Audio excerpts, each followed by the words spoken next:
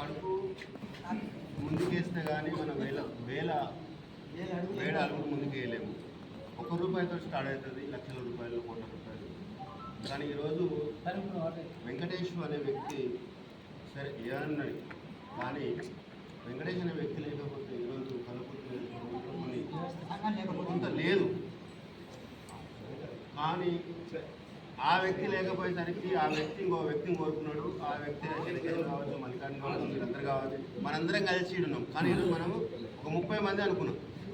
సత్యమైపోయింది ఇప్పుడు కూర్చున్న కొంతమంది ఆనందం అనుకున్నాం.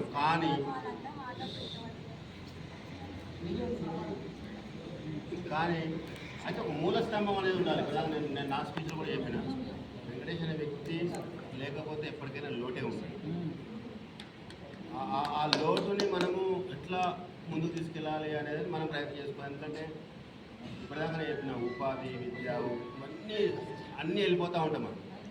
కానీ ఎక్కడున్నా మనం పుట్టిన ఊరిని ఇచ్చిపెట్టద్దు, పుట్టిన నమ్మకాన్ని ఇచ్చిపెట్టద్దు. ఆ ఉద్దేశంతో నిజంగా నాకు శంకర్కి డాక్టరేట్ అవార్డు రాగానే అసలు నాకు వచ్చినే ఫీల్ అయ్యింది. నిజంగా చెప్పాలంటే చాలా మీరు సపోర్ట్ కొట్టారు ఇక్కడ.